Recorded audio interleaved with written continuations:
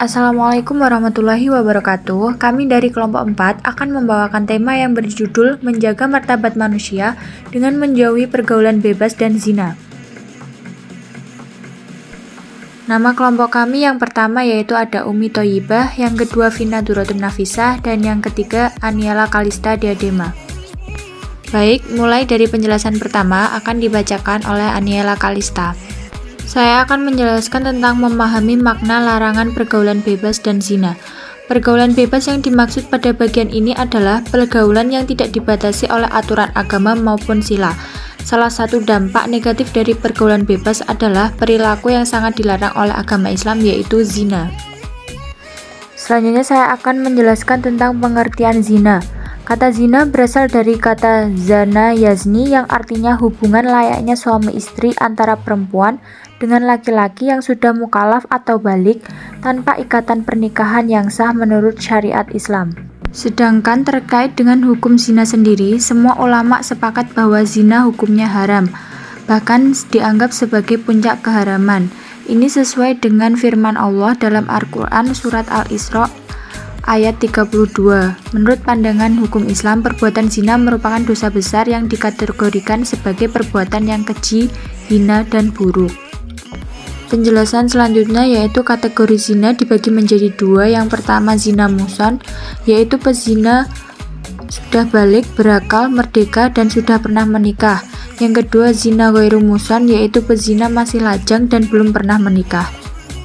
Selanjutnya yaitu hukuman bagi para pezina. Yang pertama pezina muhsan, yaitu dirajam sampai mati bagi para pezina. Hukuman rajam dilakukan dengan cara pelaku dimasukkan ke dalam tanah hingga dada atau leher. Yang kedua pezina ghairu muhsan, hukumannya yaitu dera atau pukulan sebanyak 100 kali dan ditambah dengan mengasingkan atau membuang pelakunya ke tempat yang jauh dari tempat mereka. Selanjutnya yaitu hukuman bagi orang yang menuduh zina atau khazaf.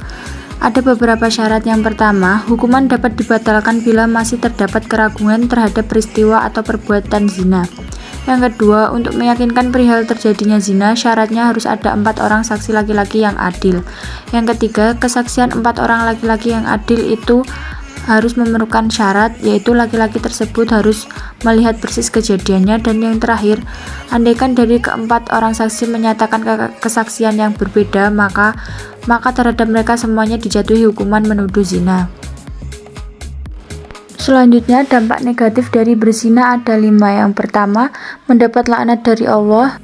Yang kedua, dijauhi dan dikucilkan oleh masyarakat. Yang ketiga, nasab menjadi tidak jelas. Yang keempat, anak hasil zina tidak bisa dinasabkan kepada bapaknya. Dan yang terakhir, anak hasil zina tidak berhak mendapat warisan. Penjelasan selanjutnya akan dibacakan oleh Vina Duratun Nafisah. Kemudian yang selanjutnya yaitu ayat-ayat Al-Quran tentang larangan mendekati zina. Yang pertama ada Quran surat Al-Isra ayat 32. Bismillahirrahmanirrahim. Wala taqrabuz zina innahu kana fahishatan wa sa'a sabila. Yang artinya, dan janganlah kamu mendekati zina. Zina itu sungguh suatu perbuatan keji dan suatu jalan yang buruk. Kemudian dari kandungan ayat tersebut yaitu larangan mendekati zina serta penegasan bahwa zina merupakan perbuatan keji dan suatu jalan yang buruk. Allah Subhanahu wa Ta'ala secara tegas memberi predikat terhadap perbuatan zina melalui ayat tersebut sebagai perbuatan yang merendahkan harkat, martabat, dan kehormatan manusia. Karena bahayanya perbuatan zina sebagai langkah pencegahan, Allah Subhanahu wa Ta'ala melarang perbuatan yang mendekati atau mengarah kepada zina. Selanjutnya, dampak negatif zina menimpa pada saat di dunia dan di akhirat. Yang pertama, dampak di dunia. Menghilangkan wibawa. Pelaku zina akan kehilangan kehormatan, martabat, atau harga dirinya di masyarakat. Bahkan pezina disebut sebagai sampah masyarakat yang telah mengotori lingkungannya. Kemudian, mengakibatkan kefakiran. Perbuatan zina juga akan mengakibatkan pelakunya menjadi miskin sebab ia akan selalu mengejar kepuasan nafsu. Pelaku harus mengeluarkan biaya yang tidak sedikit hanya untuk memenuhi nafsunya. Mengurangi umur. Perbuatan zina tersebut juga akan mengakibatkan umur pelakunya berkurang lantaran akan terserang penyakit yang dapat mengakibatkan kematian. Saat ini banyak sekali penyakit berbahaya yang diakibatkan oleh perilaku seks bebas, seperti HIV atau AIDS, infeksi saluran kelamin, dan sebagainya. Dampak yang akan dijatuhkan di akhirat, yaitu yang pertama, mendapat murka dari Allah Subhanahu wa Ta'ala. Perbuatan zina merupakan salah satu dosa besar, sehingga para pelakunya akan mendapat murka dari Allah Subhanahu wa Ta'ala kelak di akhirat nanti. Hisab yang jelek atau banyak dosa. Pada saat hari perhitungan amal atau yaumul hisab, para pelaku zina akan menyesal karena mereka akan diperlihatkan betapa besarnya dosa akibat perbuatan zina yang dia lakukan semasa hidup di dunia. Penyesalan hanya tinggal penyesalan. Semuanya sudah terlanjur dilakukan. Siksaan di neraka. Para pelaku perbuatan zina akan mendapatkan siksa yang berat dan hina kelak di neraka. Yang selanjutnya Quran Surat An-Nur ayat 2. Bismillahirrahmanirrahim. Az-zaniyatu waz-zani fajlidu kulla wahidin minhuma mi'atal jaldah. ولا تأخذكم بهما رأفة في دين الله إن كنتم تؤمنون بالله واليوم الآخر وليشهد عذابهما طائفة من المؤمنين, yang artinya pezina perempuan dan pezina laki-laki deralah masing-masing dari keduanya 100 kali, dan janganlah rasa belas kasihan kepada keduanya mencegah kamu untuk menjalankan agama hukum Allah Subhanahu wa Ta'ala. Jika kamu beriman kepada Allah Subhanahu wa Ta'ala dan hari kemudian, dan hendaklah pelaksanaan hukuman mereka disaksikan oleh sebagian orang-orang yang beriman. Kemudian kandungan Quran Surat An-Nur ayat 2. Yang pertama, perintah Allah Subhanahu wa Ta'ala untuk mendera pezina perempuan dan pezina laki-laki masing-masing 100 kali. Orang yang beriman dilarang berbelas kasihan kepada keduanya untuk melaksanakan hukum Allah Subhanahu wa Ta'ala. Yang selanjutnya, pelaksanaan hukuman tersebut disaksikan oleh sebagian orang-orang yang beriman. Selanjutnya akan dibacakan oleh Ummi Thayyibah. C. Menerapkan perilaku mulia.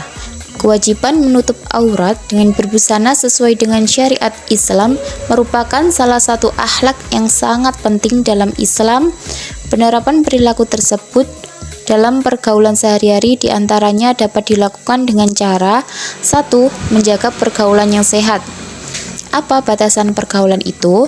Dalam hal ini Rasulullah SAW memberikan batasan berupa larangan berdua-duaan antara laki-laki dan perempuan melalui hadis sebagai berikut. Dari Ibnu Abbas bahwa Rasulullah SAW bersabda, janganlah seorang laki-laki berduaan dengan seorang wanita yang bukan mahramnya, dan janganlah seorang wanita bepergian kecuali bersama mahramnya.